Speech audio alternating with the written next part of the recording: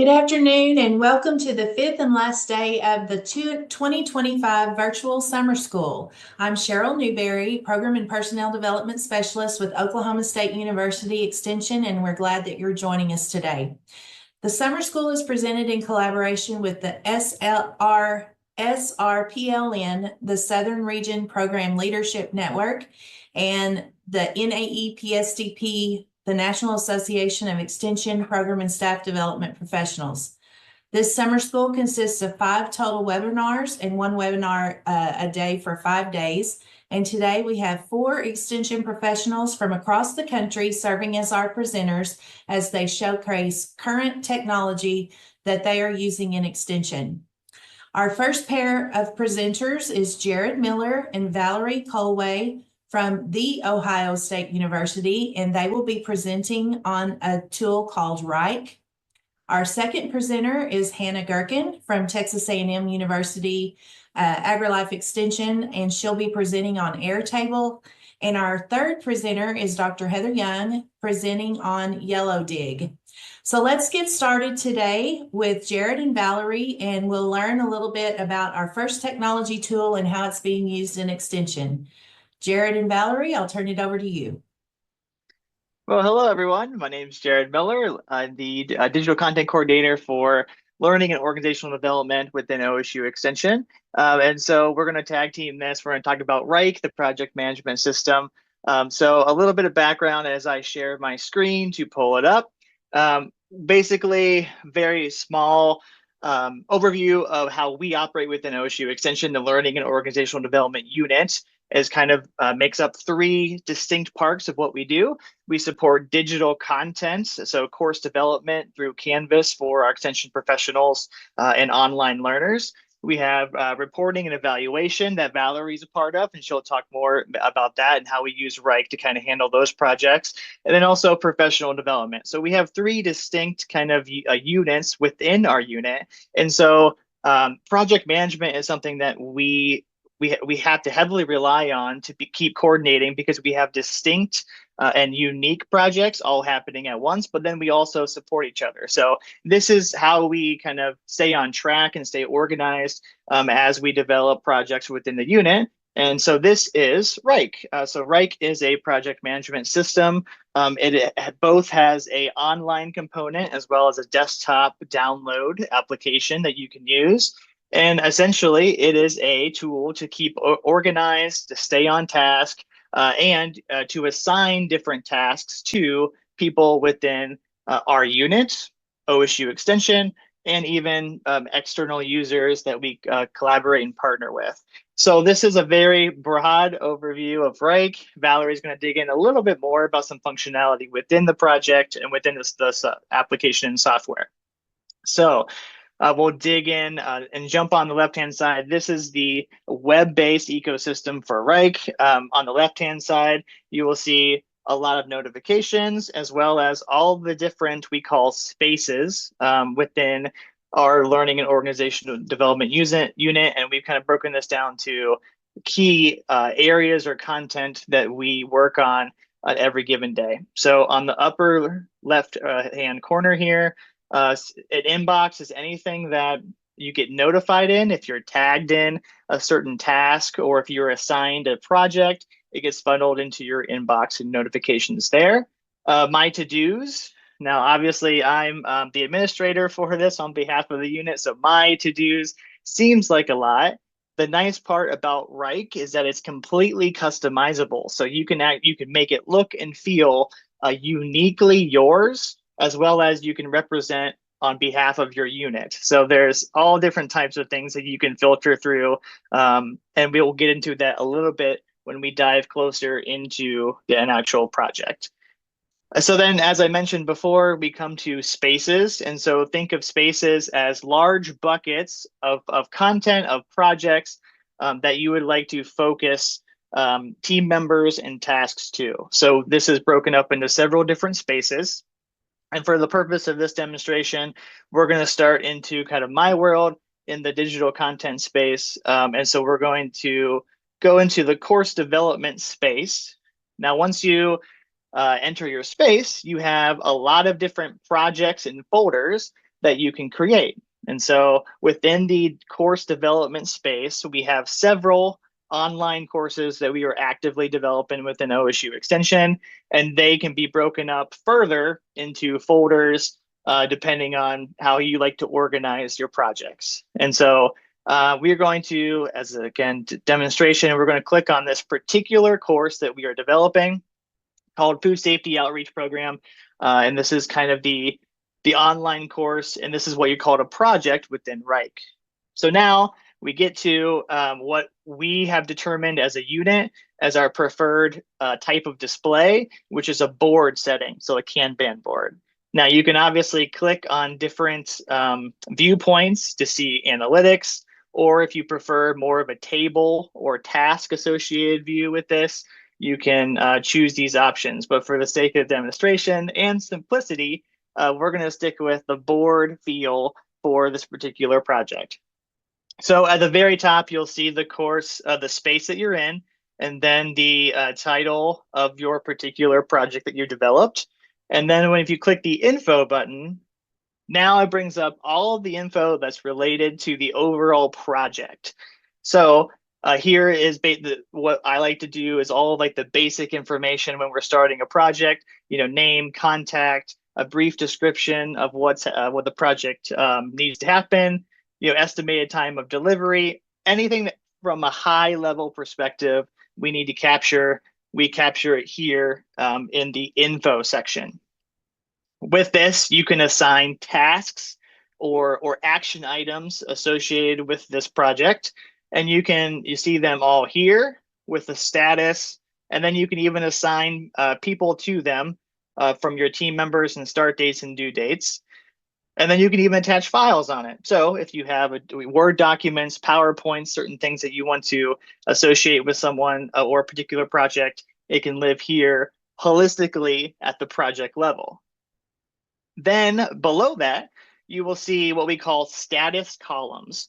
And so these can be completely customizable, but this is basically from the stage of the project, right? So these are new tasks that have come in. These are current, the red is current tasks that are currently in progress.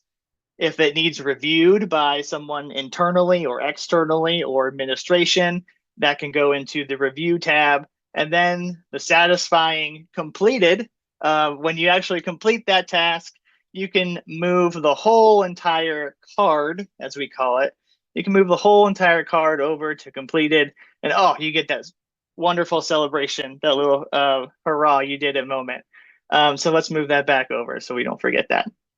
But then in your board feel, you can see more granular levels of tasks and associated with that. So let's in particular, under this module 3, if you click this little button, these are all the subtasks that's related to this module 3 food hazards. So if you need detailed list of tasks that you need to assign to a particular person, you can create subtasks within this, what we call task card. And then another thing or final thing that you can do with this is that you can actually assign people. So you can actually assign people to this particular task. So I'm also do a lot of media and video related to course development. So I need to work on video 1. So I will click the assignees, and then I will assign myself to this particular video. And then this has everyone on our team that we have identified as internal to our team or collaborators that we work with on a day-to-day basis can be entered into the system, and then we can assign tasks associated with that particular course. Now, I absolutely sped through this, and so I want to honor Valerie's time. So we build off of this, and so this is kind of an overview of the actual Wrike platform. Valerie is going to talk more specifically on some functionality that can help the collaboration between external people that's outside of this ecosystem, and how we can get information into this system to assign appropriate tasks correctly. So I will turn it over to Valerie. Thanks, Jared. Yeah, so I'm going to walk through, like Jared said, an example of how we use this. So we do surveys about teaching. We call them effective evaluation of extension teaching, or triple ETs. So you'll see triple ET a lot all over the place. And these are given out at the end of an educational event so that we can get feedback on that educator's teaching. We usually do a lot of these through Qualtrics, but there's still a use case for paper forms. So to streamline how we get these paper forms into our unit so that they can be entered into our survey database and then all the reporting can be done, we've decided to use Wrike. So this is our website. We have an embedded form. This is something you can set up in Wrike. So I'm going to go to this slightly zoomed in view of it. You'll see it says Wrike up there when it's not embedded. So you can kind of brand it on your own if you'd like for forms. So an educator will give their stack of surveys in a sealed envelope to somebody who scans it in. They come to this form, they submit their name, they put in some basic information about the event where this survey was handed out. Say they collected 5. And we gather some forms that fields that we store in our database. So the person teaching, put in their email, and then finally you can attach files. So I'm going to drag and drop a file here and click submit. Now I get a success, it's been submitted. I will get an email that's customizable sent to me since I filled out the form. And then when we go over to Wrike, so this looks a little different than what Jared saw. That's how you can customize it to yourself. I have some pinned boards and I focus on different areas. But in Wrike here, you can see this test event task got created because that form was submitted. When I open it up, I see everything I filled out. I can open up the PDF right in here and see some information. And then what happens is it gets automatically assigned, because we set up rules, to our 2 people who are going to then do the data entry. So they'll get an alert if they want to their email that they have a task assigned to them. They can move it over when they start working to in progress. And once they're done entering the data, they can move it to this data entry completed section. From there, since I'm the one handling getting this data that they've entered into, in this case, it's a spreadsheet, I move it into our database. So I will come look at this table view where it's filtered to anything in that data entry completed status, and I can export it to Excel. And then I have all that data. It's a very quick move into a database connected with that data entry that was done. For the educator side, or the person who submitted the form, we also have a public-facing dashboard. So it's still Wrike, and it has all of our tasks and the status of each task, but it's locked down. So they can't actually see the surveys submitted or anything. They just see whatever fields we want to expose to them, but they can come in and say, oh, look, so-and-so submitted my survey. I know it's still in progress. It hasn't been completed yet. Or is it done? Will it start showing up in my reports? So that's just an example of how you can have a whole process built into Wrike and really customize it. So in this case, we're using both the board format and a table format, and then people can customize it based on what they like. So maybe Angie, who's coming in here and looking at something that was submitted, doesn't like this board. She can have her default set to a table, so she can just use that and get to the data she needs to see.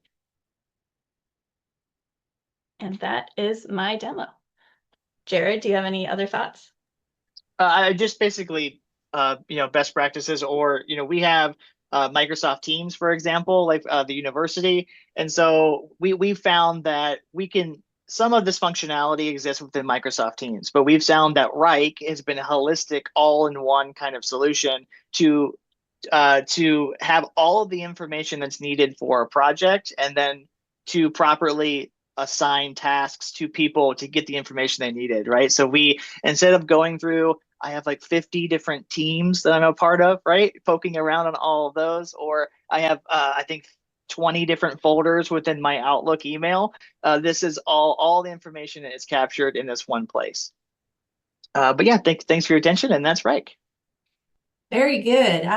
I've heard of Wrike before because our communications and marketing team within the Division of Ag here at Oklahoma State uses Wrike. And so when we submit a proposal or a request for their services, it goes into Wrike for them to assign. So it's very cool to see how that operates in a different manner. And how you all are using it at Ohio State. Very good. If you have questions, use the Q&A feature, and we'll come back at the end of the session today and answer any questions that come up there. And with that, I'm going to transition to Hannah Gerken, who's going to share with us some information on Airtable. Hannah? Absolutely. So like Cheryl said at the beginning, I'm from Texas A&M AgriLife Extension. So when I came on, my primary role has been managing our orientation and onboarding programs. And though we have standardized start dates with an orientation at 4 different points through the year, what I saw was people were starting at a lot of different points. There were a lot of emails that we needed to make sure got to every individual based on, travel that they needed, different resources, all of those pieces. But when everyone's starting at different times, it was hard to keep track of not only the event planning piece of orientation, but also making sure that they received the information. So I kind of had dug back. So I actually was introduced to Airtable when I worked at Auburn University on the student development side, because we used it for event planning. So what Airtable is, similar to Wrike, it's an online cloud-based platform that really kind of brings together, I'd call it a master, very cool spreadsheet with a database influence to it. But overall, I'll tell you everything I kind of show you, we're still operating on the free version. There's a lot more that you can do with it if you choose to go to that paid route. But at this point, that hasn't been something we've needed. So it's been a great opportunity for us to not have to pay for a larger platform, but we utilize it with planning our orientations, as I'll show you. And we also use it for our internal office. We're trying to measure, as we're bringing on these new employees, how long are they staying? Are they transferring? So it's also somewhat our database for our employees we've onboarded to keep track of. Because for us, that's something we're not easily able to get from our human resources processes. So it's a way for us to keep that retention data. So on Airtable, once you've created that account, similar to a lot of things are going to be similar to Wrike, you'll probably see just different titles of how they call it. You've got different workspaces. So you'll see down here our workspace for AgriLife employee development. You can create these different bases. The nice part is that once you've added someone to a workspace, you'll see our team here on the right. I don't have to go and add them every time we create a new base. So every time we host an orientation, I create a new one from our template and we can just all start utilizing it right there. Versus sometimes it's a bit of a frustration where you're like, oh my gosh, I created a new one. I have to go back and make sure everyone has those permissions. It takes care of that for you. So you can keep all of your things in your individual workspaces. For today, we're going to use some demo. Just to clarify, all of the names you'll see on here have been anonymized, just because this is people's hiring data as well as their information. So just to clarify, all of this is fake names. So once you're in a workspace, you can go in. We're going to walk through first kind of how we utilize this for our Discover extension, our orientation planning. So at the very start, this first kind of table or base that they call it, and this is again completely customizable to whatever you'd like. You get to create all of the fields, all of the different pieces. But what I found most beneficial about this rather than a normal spreadsheet was the functionality around grouping and sorting that really helped me to have a visual cue of what needed to be done. So for instance, when I find out that there's a position open, I am able to put in and say, okay, this position for these are open positions, they're pending candidate. I don't need to do anything about them right now. The supervisor is going to give me a name. Once they give me that name, it then becomes someone who needs the registration. So I can easily change and toggle between what it is. And then I can say, okay, I've sent that initial registration, and it would move them around so that this is a visual cue to me that I can go in, once a day and check and make sure, are there any registration emails that need to go out, as well as being able to track when they've registered. For us, you can actually, through Airtable, you have the ability to create forms. And if you build a form, it will import that data for you. Our registration is a little bit too complex, and that was going to push us to needing to pay for it. So we actually do use our internal AgriLife register system. But then once someone's registered, my student worker is able to come in. She inputs all of the information. She checks off, do they need parking? Are they going to need a hotel room? And then the great piece with Airtable is that you set up automations. So we have automations turned on that once I check a box that says hotel room is needed, it adds their name automatically to the hotel reservation spreadsheet. So it just takes some of those steps that you would have to duplicate if you had multiple spreadsheets or multiple tables, and it takes care of that for you. For us, that's also a way that we can verify if there's anything kind of odd on their registration. We can reach back out and say, hey, are you really sure you needed that extra night? You're only an hour away from College Station. So it gives us a chance to still have that human element of checking those registrations, but we have it automated here.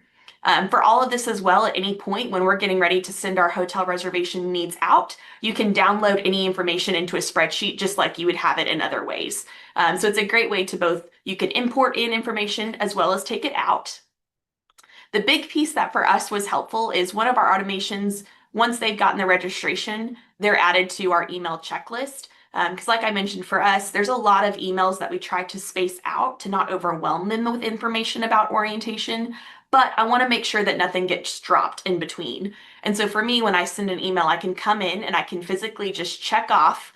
That way, if a new employee gets on, I've already sent some emails, I see that they don't have those check marks and I can go back and fill those on.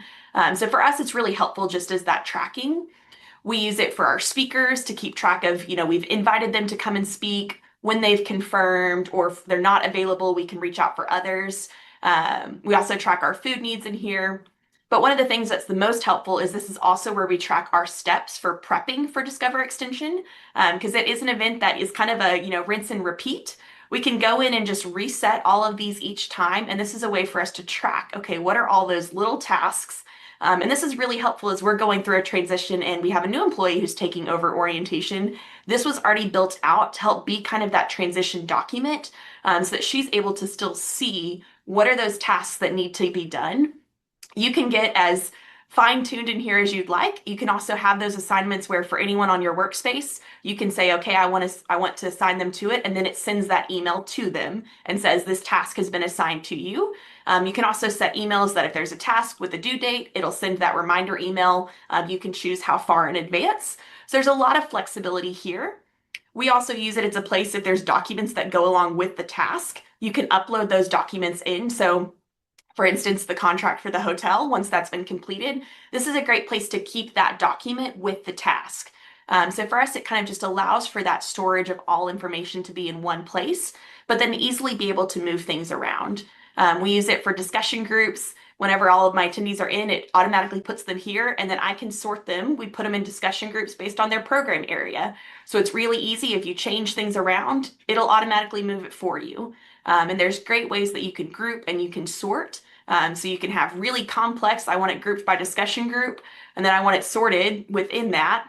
Maybe my sort is going to be, I want it by first name, so it's going to sort those for me. And then I also want it by, what their unit is. So it can get really complex in your organization. So the other one I want to show you is how we use our master system. So if you ever want to go back, you can go back to your home. So this is kind of a fake version of our master list. So I know for a lot, it's figuring out how do I keep track of all of the new employees that we're bringing on. So through Discover Extension, we wanted to make sure we had a home base to keep track of all of the people we want to keep up with their retention, where they're going. So after each orientation, I'm able to just copy and paste in here our employees that went through. And then every month we get a personnel updates from the agency where I can go in and just check, are there any of the names that we know? I can track, if they've left the agency, if they've transferred, if they've promoted, any of those pieces. And that's been a good way for us to have just quick data. We started using this in May of 22, so it's kind of how far we've gone back so far, but allows us to really quickly look and see kind of who's stayed, who's transferred, a great way to celebrate people who get promoted, all of those different aspects.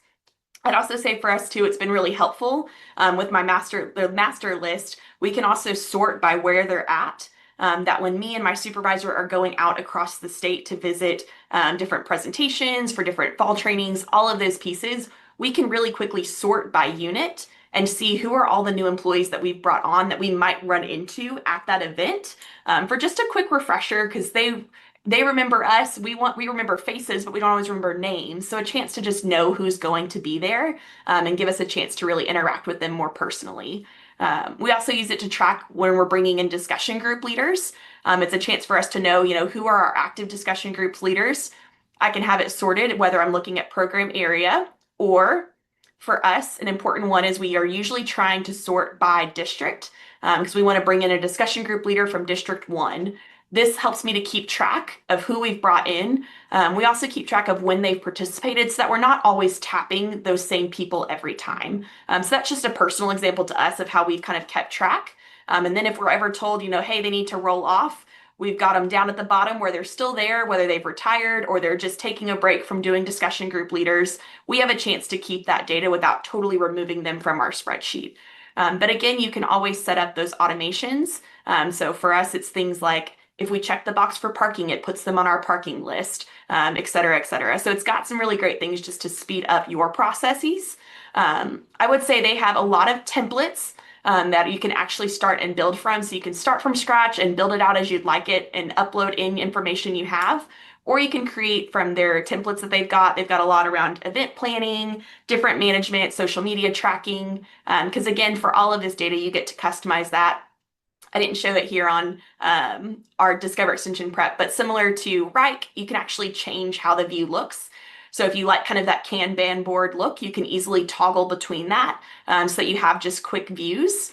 There's also a whole lot that Airtable is doing with AI that's kind of been new. I didn't want to speak to it too much just because I haven't played around with it, but it's a lot of those automations that are coming in, and what they talk about is the AI, rather than similar to a standalone ChatGPT, it's only performing like AI actions on your data.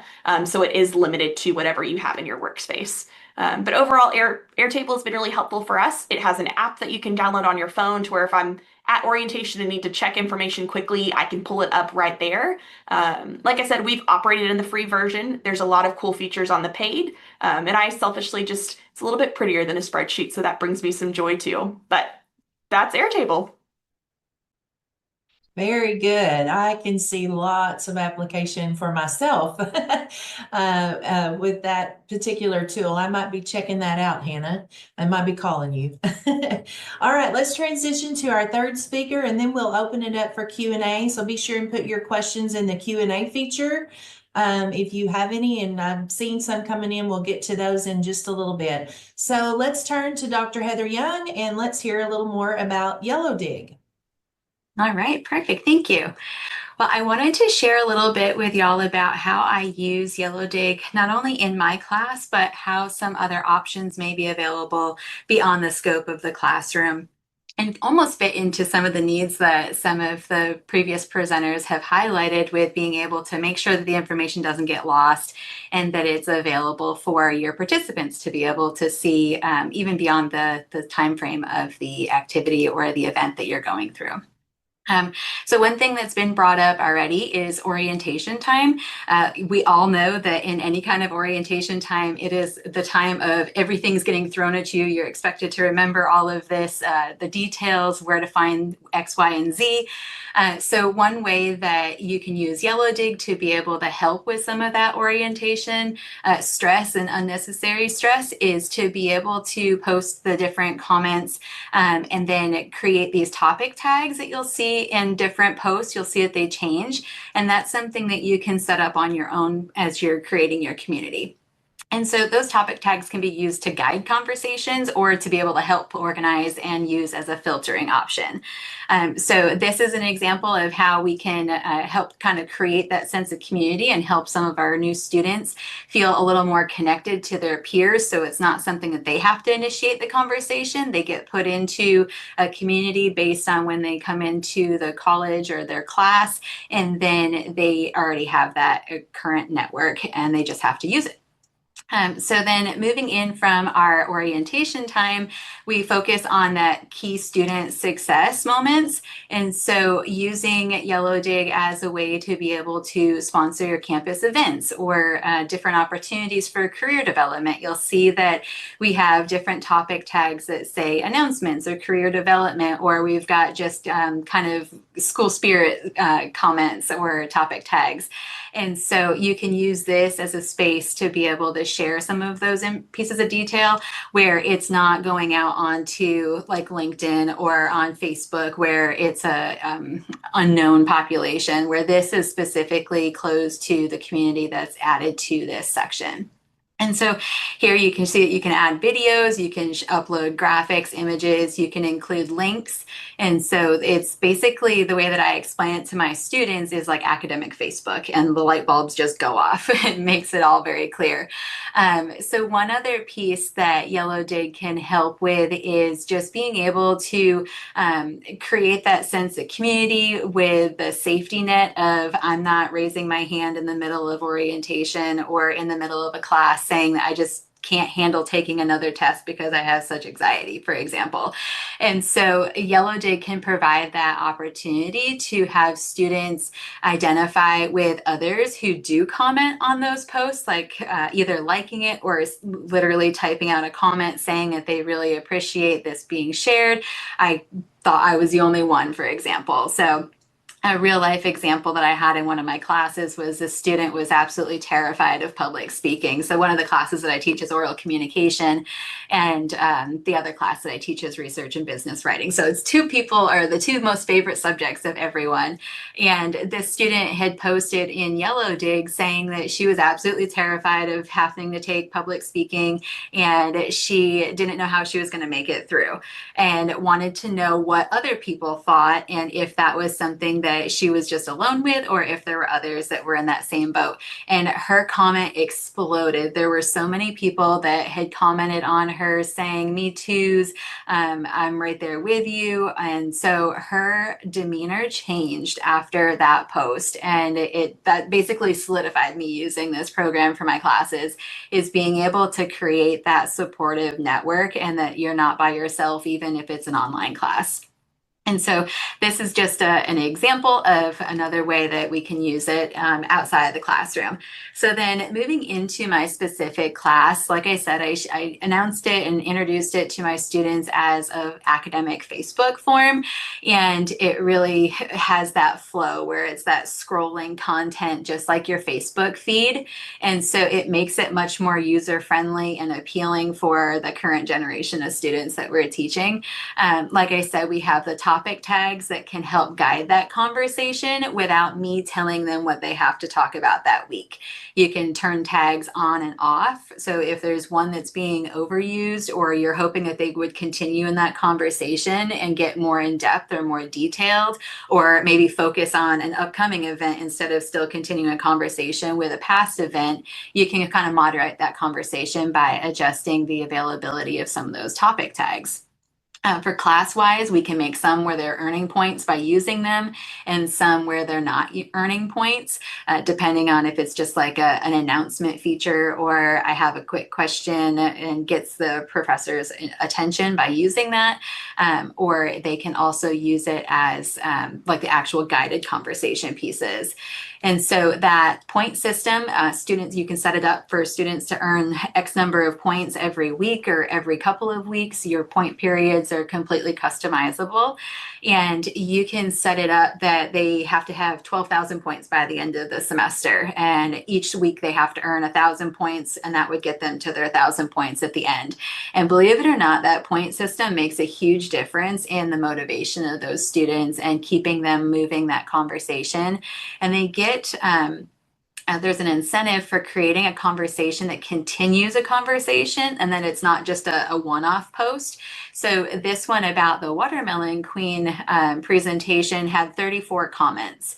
And so that was one that earned, that person that posted that earned more points for their post than just a regular post like this one here that only had one comment, because it was that continuing conversation piece and not just this is my post and this is where the conversation ends. So that incentive to continue the conversation is really influential. And then the way that I use Yellowdig in my classes is to continue the conversation past lecture. And so it's all great that everybody talks about the topic of the day while you're in class or you're in lab, but then they forget about it the week afterwards. And so this is the ability to continue that conversation past. So the post that shows with the helicopter, that was a post that was made 3 weeks after a guest speaker talked to my class. And so a student saw that on the news, triggered her memory, like, oh yeah, we remembered we talked about that in class. And so she made a post and related real life experiences back to the content that we were talking about that day. And so you can see how I've got my topic tags formatted for the class. They mimic the modules. So you could do the same thing with adult learning classes where you've got your modules set out and you can continue it through that way. This is a picture of the network graph. So it looks like a Mod Podge of circles and lines, but you can stretch each one of those icons. So you could click on this and you could drag it apart to be able to see who that person is communicating with, or who they're commenting on, or who's commenting on their posts. And you can kind of identify social networks in a way. And so that's just a neat feature to be able to have on the instructor side of the program. The participants wouldn't be able to see this. And so then moving into professional development options. So this could go for faculty, it could go for extension, it could go for any organization that wants to do a professional development forum or community. So this is an example of how you could promote a program that's happening. So like if Extension was using this Yellowdig tool, they could have promoted the webinar on there for kind of gaining some traction, just like they would if they were using LinkedIn or Facebook or even Teams. And so this is just a way to be able to share resources, host online workshops or webinars to continue sharing that information. And then once we get past that instructor side or the faculty side, you can move into some options for the alumni communities. And that's an option where you can see that this is open for any and all kind of conversation, just to keep the alumni and your past graduates attached to your university and be able to keep them up to date on some of the events or activities that are happening. So if you're trying to do fundraising, keeping them involved in the conversation helps them feel or maintain that connection to their university even more. And so you might see a difference in your fundraising outcomes. But again, you can share videos, you can share links, you can the only thing that you can't do at this point is just make the names anonymized. So that's why there's boxes. That's where the names of the participants or the commenters would show up in that area. And so a little bit again on highlighting some of the different opportunities, you can include those links and you can get those little tiles to be able to draw attention to that post. And then again, being able to sort by using the topic tags. So I know that was really fast, went through a whole bunch of stuff. So I am more than willing to take any questions, or if you have, you can email afterwards.